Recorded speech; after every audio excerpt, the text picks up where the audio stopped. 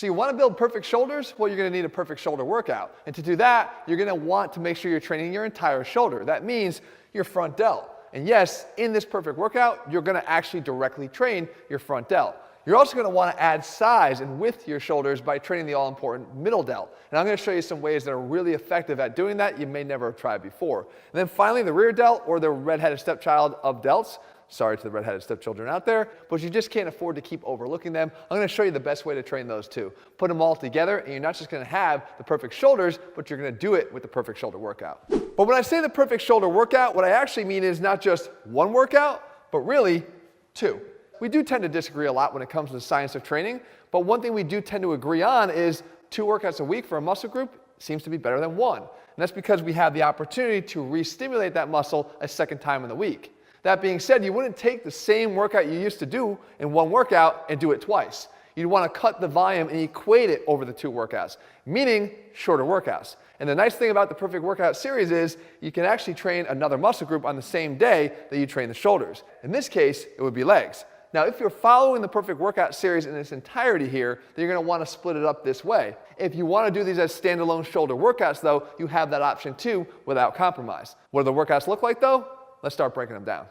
And so now the first perfect workout looks like this. Just 3 exercises that you can see, and it starts with a dumbbell single arm overhead press, or as an alternative, a barbell overhead press. So the key concept here is that you're going to press. And I understand that people that have orthopedic issues, and I'm one of them, this can be somewhat challenging, but I don't believe that the solution is to avoid overhead pressing. The solution is finding a version that you can actually still do. And for me, it's going to be the single arm overhead press because, as you can see here, it allows me to focus on 1 arm at a time. But most importantly, orthopedically, as I press up, I can focus more on stacking those joints. The wrist over the elbow over the shoulder, which immediately helps you to feel better if you have any type of impingement issue in your shoulder or concerns that make overhead pressing difficult. The other thing that it does, though, is when we take the 2 dumbbells out of our hands, we're able to actually lift more one at a time because our core doesn't have to stabilize 2 dumbbells going up at once. You just do 1, you'll find that you can increase the weight. When you increase the weight, we're getting that tension overload that we're looking for in this heavier rep range, 6 to 8 to form failure, 2 to 3 sets. Now again, if you don't have dumbbells and the opportunity to do that, don't stop overhead pressing, just do a barbell overhead press and work on progressively overloading. The next one, though, we have to focus where? On that middle delt, because we know that the middle delt just needs more work. And what we're going to do is actually raise the set volume on this to 3 to 4. Okay, so a little bit more work directed at the middle delt. And you don't have to get all that complicated because we know that the lateral raise is really effective for building out that middle delt. And I've talked about all the different variations we can do, like a cable lateral raise. But honestly, if you just want to keep it simple and still get really good results, the lateral raise done with dumbbells is great, but do this for me. Go from a straight arm to the bent arm. So you do a mechanical drop set. And again, when we do this typical lateral raise, lean the torso forward a little bit more, keep the thumbs higher than the pinkies. We don't want those pouring of the pitchers because that could lead to the shoulder problems we just talked about. And you'll feel it really effectively in the middle delt, but you take it all the way to failure in this 10 to 12 rep range, and you don't stop. Instead, from there, what you do is just bend the elbows, right? Shorten the moment arm, bring the weight closer to your body, and you'll find that you can continue to go because you've effectively decreased the feel of the weight in your hands, even though you actually didn't change the weight out. Get to the end of that, we still have the option, as we have in the other perfect workouts, to keep going a little bit more with some partial repetitions until you really can't move the weight anymore. In this case, again, you go in 3 to 4 sets, starting with that 10 to 12 rep weight. And then we have, of course, something targeted at the rear delts. And for me, it's the dumbbell rear delt row. Now keep in mind, we've already hit the rear delts, if you're following the entire perfect workout series, on back day with that heavy, wide elbowed seated cable row. But here what we're focusing on is 2 sets, but done with an exercise that more effectively targets the rear delt. You see, a lot of us will do the traditional reverse dumbbell fly.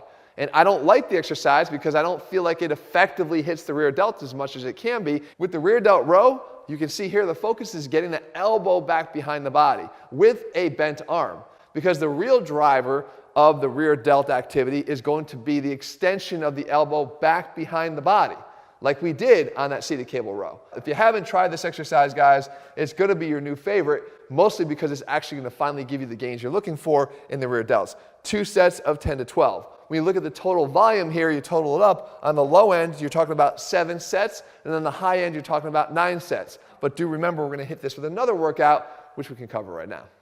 And of course, not to make you wait, let's go right through that second shoulder workout. This one is going to start this time with the middle delt in focus, but we can still have that main focus of overloaded tension. My favorite way, always, to do this is the dumbbell cheat lateral. And what we're doing here is actually cheating the repetition.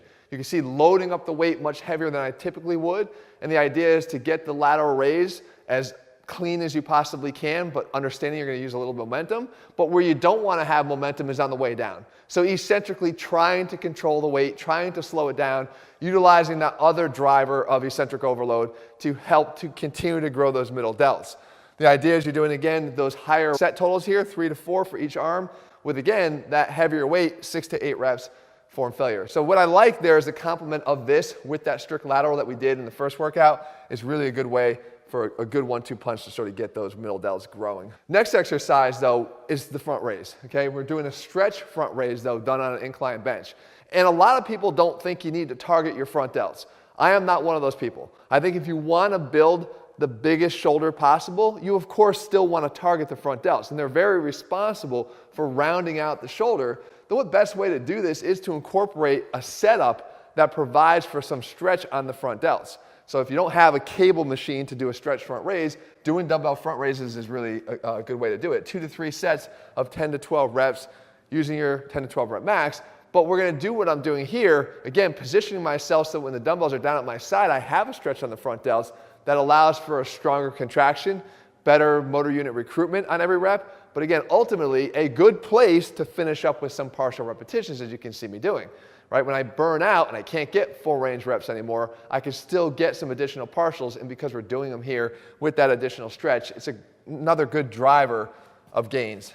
Then we have, of course, you knew I wasn't going to make it through the 2 workouts without having the face pull as our rear delt exercise. Now you know that I believe the face pull is much more multidimensional. It rounds out the entire upper back development, but if you do this the way I show you, and you do it with your elbows in this position, again, driving back behind my body, but maintaining that 90-degree angle of the elbows, you're getting the rear delts really effectively. On top of it, incorporating some rotator cuff too. So I think when we talk about any shoulder workout, you're trying to keep your shoulders healthy while trying to grow them at the same time. And a lot of us ignore the healthy part of it. We try to get big shoulders, but if you're not focusing on how you can fortify the entire shoulder at the same time, then you're usually winding up with some injuries in the process. And believe me, again, as someone that has had their share of shoulder injuries, it doesn't feel good, and you can't really train that effectively. If you look at the total set count, again, it's just 2 sets on that last exercise, but once again, 7 on the low end, 9 on the high end, totaling out to about 14 to 18 sets or so for the entire week, split across those 2 workouts. And remember, I gave you the option of doing this either as a standalone, which by the way, here's the screenshots of these 2, because I know you guys like to take the pictures so you can bring them with you to the gym. That being said, if you did do it on the back end of the leg workout, well, you're going to want to check that out too. That's here, as well as the entire playlist now of the Perfect Workout series. You don't want to miss them, guys. Put them all together, and I promise you're going to like it. All right, guys, looking for full programs are at athleanx.com. If you haven't done so already, make sure you subscribe and leave a comment to let me know what you want me to cover next. All right, guys, see you soon.